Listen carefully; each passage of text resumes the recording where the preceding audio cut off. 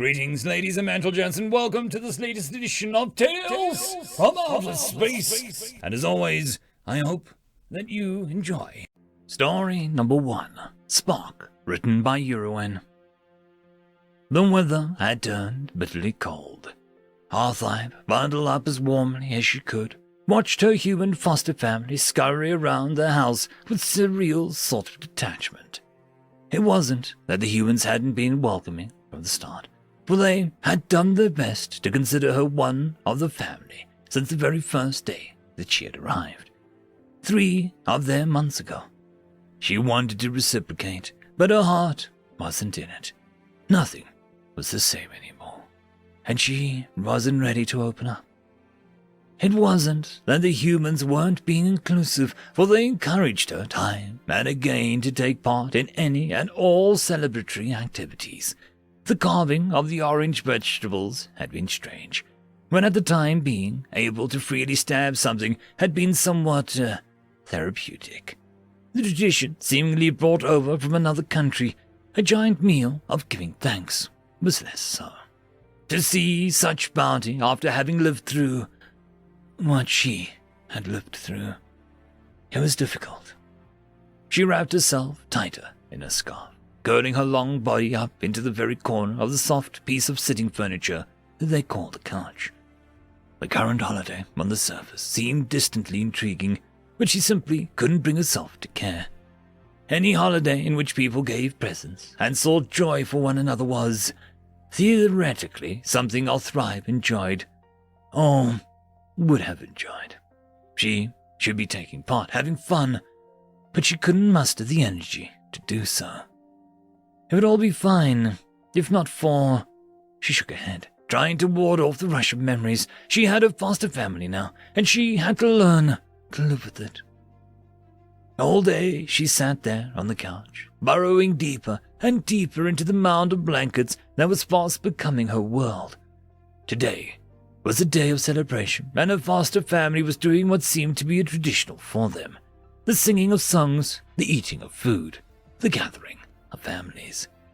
If Arthlype were to be honest, so far it felt like nothing more than more musical version of a giant meal of giving thanks. But there was clearly something special on the horizon. The human child, Belinda, kept sneaking up to her mound of fabric on the couch, speaking with hushed tones of a forbidden room, and the desire to enter it, and that they had to wait for the sound of a bell before doing so. Arthlype understood absolutely none of it, and wanted to vocally dismiss the whole scenario as artificial and unwanted, but something in Belinda's sparkling eyes caused her to hold her tongues. Crushing someone else's childhood does not restore her own. As the day wore on, Belinda seemed to become more and more agitated. Despite herself, Arthlype slowly grew intrigued. How would this impending situation possibly top the human child's uninhibited joy of going door to door and demanding sweets from others?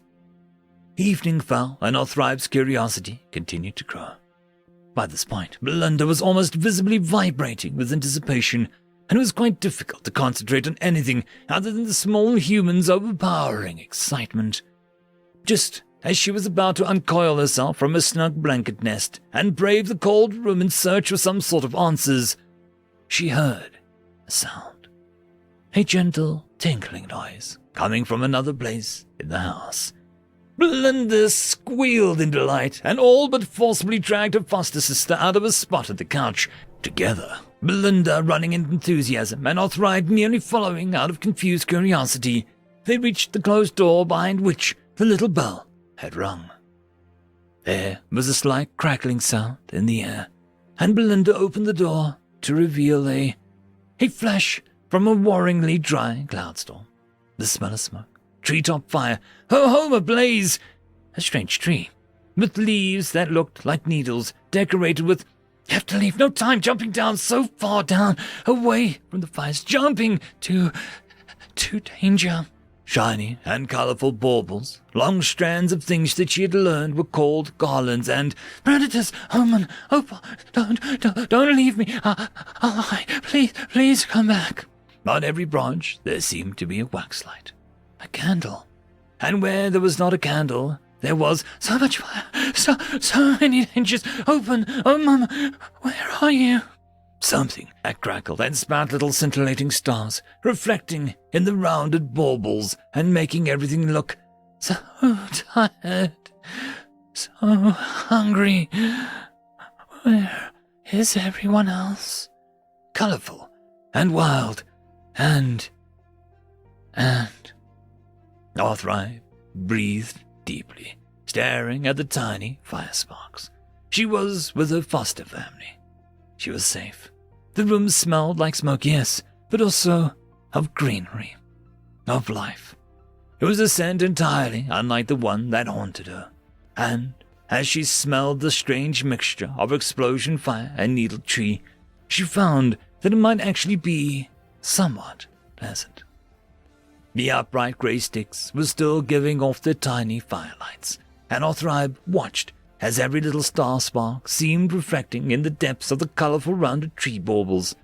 Each sphere was its own little parallel world, and each was full of little fairy fires, and all were hanging from the branches of the needle tree. Utterly entranced, she sank into a puddle of coils on the floor, watching the reflected infinity with wide eyes. Arthribe had no idea that fire, pain, loss, fear could still manage to be so beautiful. The spark-giving sticks, one by one, splattered into finished silence, until all that was left were the candles. The larger glow, Arthribe found, was also beautiful, as it flickered and swayed simultaneously on all the baubles, infinite worlds in an infinite dance of flame and warmth and life. It had been so long since life felt so beautiful, and Arthribe fell headfirst into the feeling and gave herself over to it. Time seemed to stand still, weaving and dodging the candlelight as though it was its dance partner. She was startled out of her reverie when Belinda placed a box wrapped in bright paper onto one of her coils. The name on the tag was hers, and Arthribe was stunned to see that it was written, however haltingly, in her native alphabet. For the first time in months, Arthribe found herself wanting to smile. She was not whole again yet, not by a long shot, but perhaps the first steps in healing had finally begun to take root. Pulling Belinda down beside her for warmth and smiling just a little more at the way her foster sister giggled at the action, Arthribe opened her present, all the while knowing that the greatest gift she had been given that day could never have fit in a box in the first place. End of story. Story number 2. Spiders of Terra, written by Belgain Rockfan. Daddy, can I ask you something else about Terra? Many time, my son. What is it? Well, I've been thinking about the wasps. If they are so scary and dangerous, why haven't they taken over Terra? That's because they've been told in check by both humans and by something they call spiders. What are spiders, Dad? Spiders are 8-legged, 8-eyed carnivorous nightmares of every insect that lives on Terra. That includes other spiders, by the way. Some are small as the tip of your smallest digit, and some grow bigger than your face. Most spiders hunt other insects by weaving sticky webs in or between trees, on passageways, or wherever they please, including in humans' homes. The threads of their webs are so thin they might as well be invisible.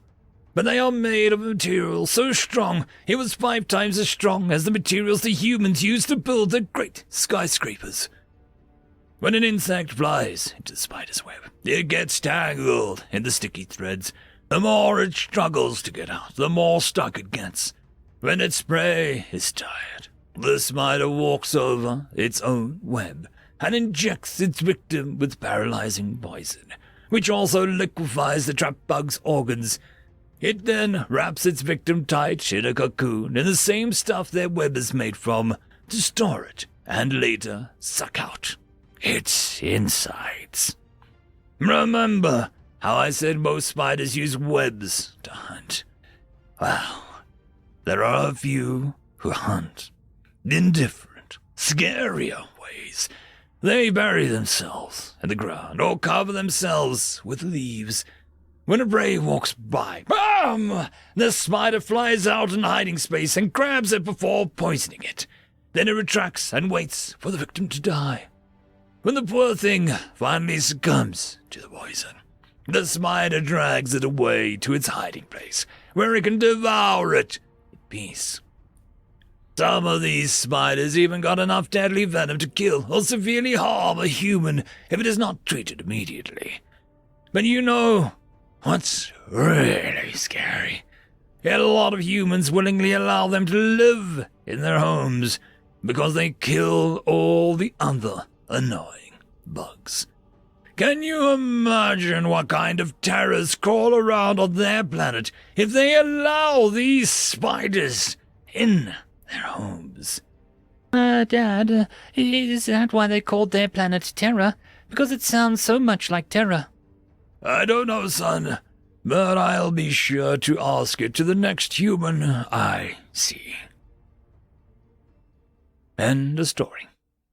The algorithm reckons you should be watching this video next, and I recommend that you should be always watching my video. So, click with energy! And yes, clicking that does help the channel. Thank you very much. I would just quickly like to give thanks to our Tier 5 members: Elithia, Barky, Feudicuel, Meridian117, Cam Maxwell, Casper Arnholtz, Albarden Gusta, Savage Patch Papa, and Lord Azrakal.